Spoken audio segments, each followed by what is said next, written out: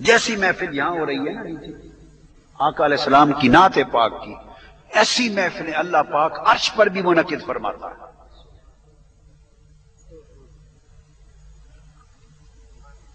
آپ کہیں گے اس پر بھی کوئی دلیل ہے؟ ایک تو بات بیان کر دی کہ فروغ نعت پھر محفل کے بغیر کیسے ہوتا ہے؟ اکیلے بند کمرے میں ہوتا ہے، اکیلے تنہائی میں ہوتا ہے فروغ نعت۔ اشاعت کا تو تقاضا یہ ہے کہ اجتماعی طور پہ پھیلایا جائے، اور محفل ہوتی ہے۔ بخاری شریف میں، مسلم شریف میں احادیث متفق علیہ احادیث ہیں۔ حضور علیہ السلام نے فرمایا، اللہ پاک نے ارشاد فرمایا کہ جو شخص تم میں سے من ذکرنی فی نفسی ذکرتہ فی نفسی ومن ذکرنی فی ملأ ذکرتہ فی ملأ خیر منہ۔ یہ بخاری اور مسلم کی حدیث ہے، متفق علیہ۔ اللہ پاک نے فرمایا کہ جو شخص مجھے میرا ذکر اپنے دل میں کرتا ہے، جو شخص میرا ذکر اپنے دل میں کرتا ہے، میں بھی اس کا ذکر تنہا کرتا ہوں۔ جو شخص تنہا اپنے دل میں میرا ذکر کرتا ہے، اللہ پاک نے فرمایا میں بھی اس کو صلہ دیتے ہوئے جواب میں اس کا ذکر تنہا کرتا ہوں۔ تنہا ذکر کا صلہ تنہا ذکر سے دیتا ہوں۔ ومن ذکرنی فی ملأ، اور جو مجھے محفل اور مجلس بپا کر کے میرا ذکر کرتا ہے، اور جو میرا ذکر مجلس میں کرتا ہے، ذکرتہ فی ملأ خیر منہم، میں عرش پر اس سے بہتر مجلس بپا کرتا ہوں، سبحان اللہ، سبحان اللہ، اور اس کا ذکر مجلس میں کرتا ہوں۔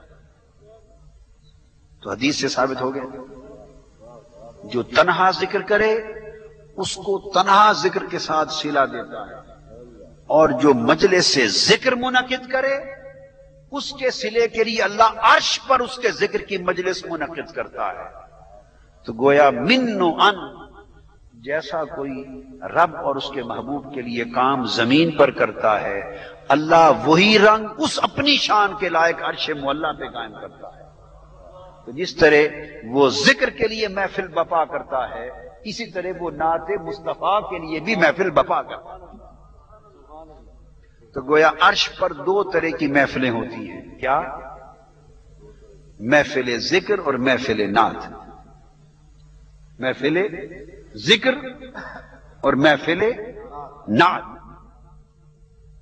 تو کبھی اللہ پھر ذکر کرتا ہے اور اپنے محبوبوں کا ذکر کرتا ہے، اپنے محبوبوں کا ذکر کرتا ہے۔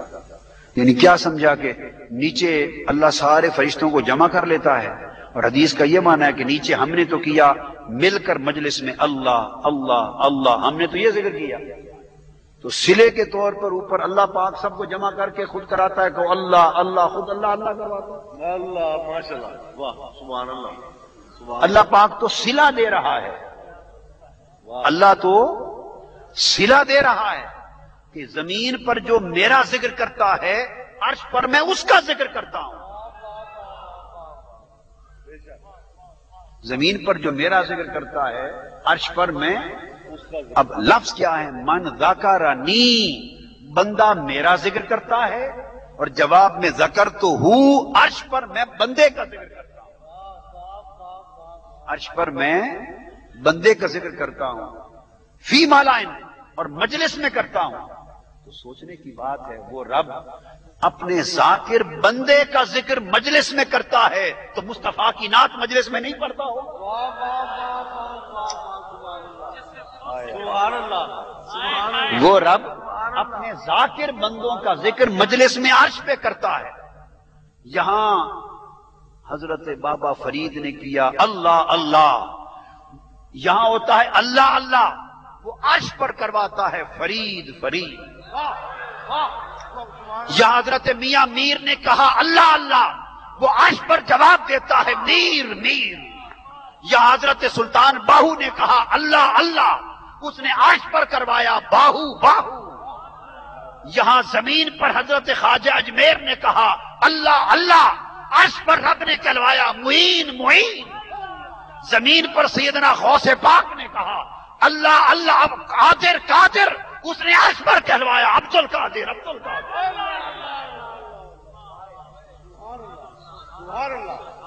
من ذکرنی فقد ذکرتہ، جو میرا ذکر کرتا ہے میں جواب میں اس کا ذکر کرتا ہوں، اپنا نہیں۔ کس کا؟ بولو نا، اس کا ذکر، بندے کا ذکر کرتا ہوں۔ اور فرق بتایا اگر میرا ذکر کوئی تنہا کرے تو میں بھی اوپر اس کا تنہا کرتا ہوں۔ سبحان اللہ۔ بندہ کہتا ہے رب رب، وہ کہتا ہے بندہ بندہ۔ اور اگر کوئی میرے ذکر کے لیے محفل منعقد کرے، محفل سجائے، تو میں بھی اس کے ذکر کے لیے محفل سجاتا ہوں۔ فرمایا مگر تمہاری اور میری محفل میں فرق ہے، تمہاری محفل میں یہ لوگ آتے ہیں، میری محفل میں انبیاء کی روحیں اور ملائکہ، میری محفل میں قدسیان فلک آتے ہیں، میری محفل میں انبیاء اور رسول کی ارواح آتی، میری محفل میں ملائکہ آتے ہیں، اور تمہاری محفل میں اس طرح کے لوگ ذاکر ہوتے ہیں، اور اس محفل میں جب بندوں کے اللہ کے ذکر کی محفل ہو تو ہم ذکر ذاکر بنے، اور جب اس کے محبوب بندوں کے ذکر کی محفل ہو تو رب خود ذاکر ہوتا ہے۔ بات ثابت ہو گئی؟ جب اللہ کے ذاکر بندوں کی محفل منعقد ہوتی ہے تو مصطفیٰ کی نعت کی محفل منعقد کیوں نہیں ہوگی؟ اور پھر اس محبوب کی جس ساری کائنات کو ذکر خدا پہ لگا دیا، واہ واہ واہ، جس نے ساری کائنات کو ذکر خدا دیا، سبحان اللہ، جس نے ہر ایک کو ذاکر بنا دیا، جس نے پتھروں اور کنکریوں کو بھی ذاکر بنا دیا، جس نے درختوں اور ان کے پتوں کو بھی ذاکر بنا دیا، جس محبوب نے کنکریوں سے ذکر خدا کروا دیا، اب یاد رکھ لو اس کی نعت کا فروغ کتنا ہوتا ہے۔ میرا جی تو کرتا، میرا قرآن کہتا ہے اور میرا وجدان کہتا ہے کہ عرش کے کونے کونے کو چھان مارو اور خدا تمہیں نگاہ دے، جو نگاہ عرش کا نظارہ کر سکے۔ اللہ کی عزت کی قسم دیکھو، ہر صوبے کے نعت بپا، ہر صوبے کے نعت بپا، سبحان اللہ۔